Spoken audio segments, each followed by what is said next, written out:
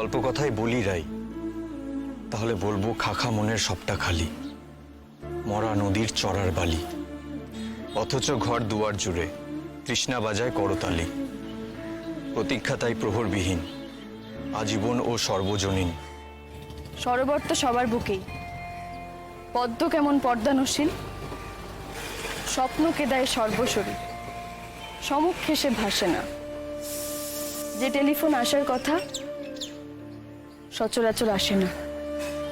তোমার মনে হচ্ছে না তুমি মিছে অপেক্ষা করছো? না, কোনো কিছু মিছে নয় রাই। প্রয়োজন হলে, দরকার হলে আমি আজীবন এভাবেই তোমার জন্য অপেক্ষা করব রাই। তো কেন? কি চাও তুমি? কি চাই আমি তুমি জানো না রাই? সত্যি জানো না রাই? আমি তোমার সঙ্গে থাকতে চাই, তোমার সাথে সারা জীবন একসাথে আমি কাটাতে চাই। তাই আমাদের অসম্পূর্ণ স্বপ্নগুলো একসাথে পূরণ করতে চাই। আর ক্ষতির কথা বলছো? তোমাকে হারানোর থেকে বড় ক্ষতি আমার জন্য আর কিচ্ছু হতে পারে না রাই। তুমি আজকে এই কথা বলছো, কিন্তু চিরকাল অনেকটা লম্বা সময় অনির্বাণ। তার উপর শুরুতেই আমি যে ধাক্কা পেয়েছি, তারপর আমার ভেতর থেকে সেই ভরসাটা আসছে না। আবার যে একই রকম ভাবে একই রকম অবিশ্বাস তোমাকে আমার থেকে দূরে নিয়ে যাবে না, সে বিশ্বাস আমি কি করে করি বলো তো? রাই, সে বিশ্বাসে ভরসা আমি একটু একটু করে তোমার মধ্যে গড়ে তুলবো রাই। আমি জানি সেটা একদিনে হবে না, তবু আমি বলবো যে তুমি আমাকে একবার ক্ষমা করে দাও, আরো একবার ক্ষমা করে দিয়ে আমার হাতটা আরেকবার ধরো রাই, প্লিজ। রাই রাই, আমার শূন্য হয়ে যাওয়া মনে তুমি আরো একবার আলো জ্বালাও রাই, আর তারপর আমাদের দুজনের জীবনে রসনাই আনার দায়িত্ব আমার।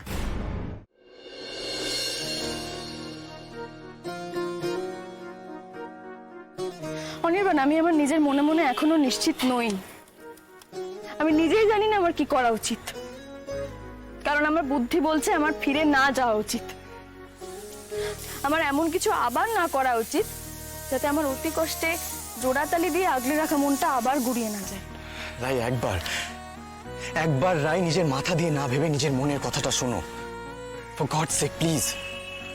আমি জানি না আমার জন্য তোমার মনে কতটুকু জায়গা অবশিষ্ট আছে, তবু যে মানুষটা আমাকে একদিন সত্যি ভালোবেসেছিল, আমাকে এত ভালোবাসতো, সেই দাবি থেকে বলছি, একবার একবার আমার ভুলটা শুধরে নেওয়ার সুযোগ দাও আমায়, প্লিজ। আমার মনও যে খুব একটা অন্য কথা বলছে তা কিন্তু নয় অনির্বাণ, কিন্তু তাও তাও তোমার এই বারবার আসা যাওয়াটা আমার আমার সমস্যায় ফেলছে।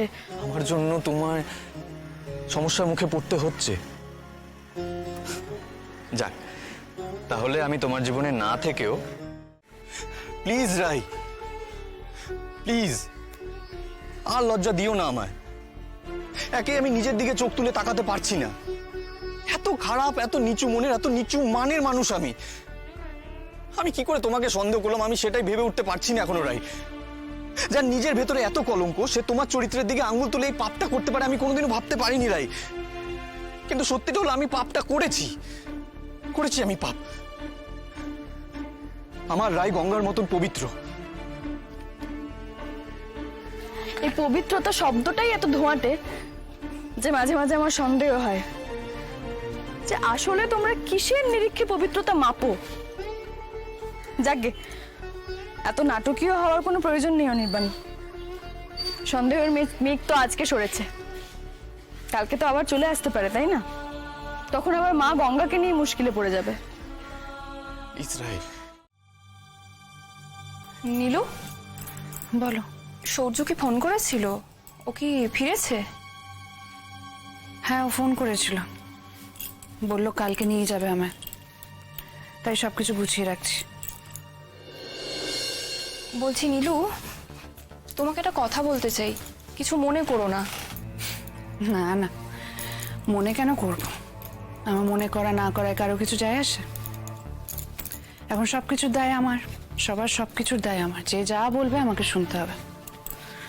বলো, কি বলতে চাও? এবার একটু মন দিয়ে সংসারটা করার চেষ্টা করবে প্লিজ।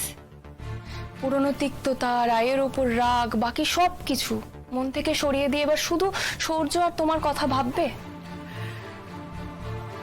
কত সহজে কথাটা বলে দিলে বৌমনি। আগে যা ঘটেছে সবকিছুর জন্য দায়ী আমি, সবকিছুর জন্য। আর এটাই তো সব থেকে সহজ, আমাকে সবকিছুর জন্য দায়ী করা সব থেকে সহজ। অনিদার দিদিভাইকে এভাবে ভুল বোঝা আমার দোষ। মা দিদিভাইকে বাড়ি থেকে বের করে দিল, সেটাও আমার দোষ। সবকিছুর পেছনে কে? এই নীলু। নীলুর পাঠানো কয়েকটা ছবিতে সবাই এমন আঘাত পেল যে সবার প্রিয় রায় এক মুহূর্তের জন্য যত নষ্টের গোড়া হয়ে গেল। সবাই যে দিদিভাইকে এত ভালোবাসে, সবাই যদি দিদিভাইকে এতটাই ভালোবেসে থাকে তাহলে তাদের বিশ্বাস তার প্রতি এতটা ঠুনকো হয় কি করে?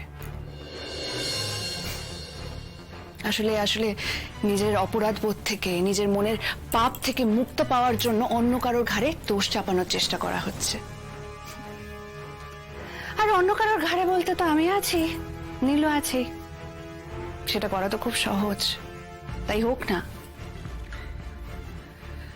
পাঠার বলি হোক। নীলু, তুমি যে এতগুলো কথা বলে গেলে, এত রাগ উগড়ে দিলে আমার উপর, আমি কিন্তু একটা কথাও অস্বীকার করছি না।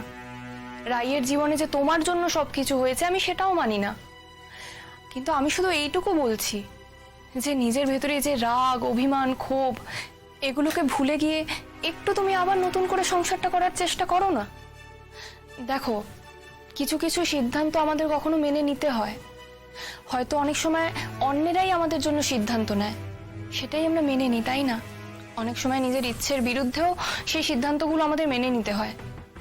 এটাকেই তুমি ভবিতব্য ভেবে মেনে নাও নীলু এবার। আর নিজের জায়গাটাকে এত দুর্বল করো না। সবার একটা আশ্রয়, একটা অবলম্বনের প্রয়োজন হয় নীলু।